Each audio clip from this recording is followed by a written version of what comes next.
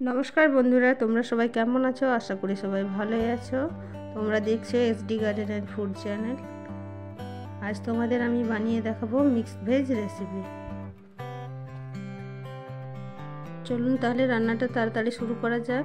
এখানে আমি সবজির মধ্যে নিয়ে নিয়েছি পটল, বেগুন, আলু, কাঁচকলা, বরবটি, গাজর আর সামান্য একটু কুমড়ো নিয়েছি। তোমরা চাইলে আরও কিছু দিতে পারো। এখানে আমি সব সবজি ধুয়ে কেটে নিয়েছি। এইবার আমি কড়াই চাপিয়ে দিয়েছি। কড়াইয়ের মধ্যে দিয়ে দিচ্ছি আমি তেলে এবার আমি আলুগুলো ভেজে নিচ্ছি। একে একে আমি সব সবজিগুলোই ভেজে নেব।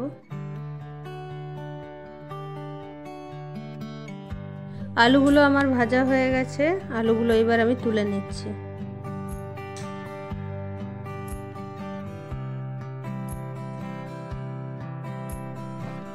ওই তেলের মধ্যে এবার আমি একে একে সব সবজি ভেজে নিচ্ছি। আমার ভিডিও ভালো লেগে থাকলে বন্ধুরা অবশ্যই কমেন্ট, শেয়ার, সাবস্ক্রাইব করে পাশে থাকবে। সবজিগুলো ভালো করে না ভাজলে মিক্সড ভেজটা বেশ ভালো হয় না খেতে। সব সবজি আমার ভাজা হয়ে গেছে। এখানে তার সঙ্গে আমি কিছুটা বড়িও ভেজে নিয়েছিলাম। এইবার ওই কড়াইয়ের মধ্যে কিছুটা তেল দিয়ে আমি দিয়ে দিচ্ছি এখানে গোটা জিরে, দুটো তেজপাতা, তারপর দিয়ে দিচ্ছি এখানে পেঁয়াজটা এবার আমি ভালো করে ভেজে নিচ্ছি।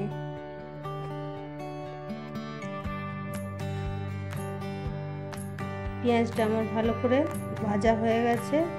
এবার আমি দিয়ে দিচ্ছি এখানে আদা, রসুন, কাঁচা লঙ্কা পেস্ট করে রেখেছিলাম সেইটা।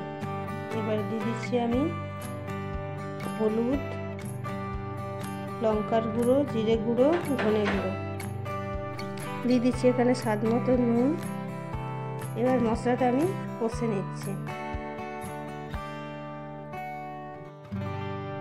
মশলাটা কিছুক্ষণ কষে নেওয়ার পর এখানে আমি দিয়ে দিচ্ছি টমেটো।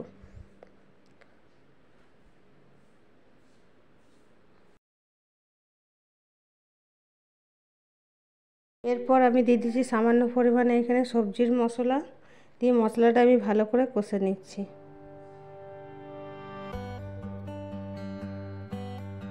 মশলাটা আমার ভালো করে কষানো হয়ে গেছে।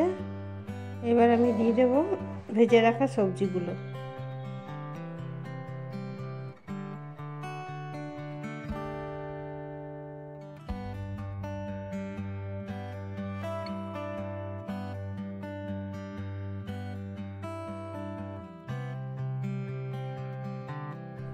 সবজিটাও কিছুক্ষণ কষে নেওয়ার পর এবার আমি পরিমাণ মতো জল দিয়ে দেবো। জল দিয়ে কিছুক্ষণ রান্না করে নেব। এইভাবে অবশ্যই বাড়িতে বানিয়ে একবার খাবেন।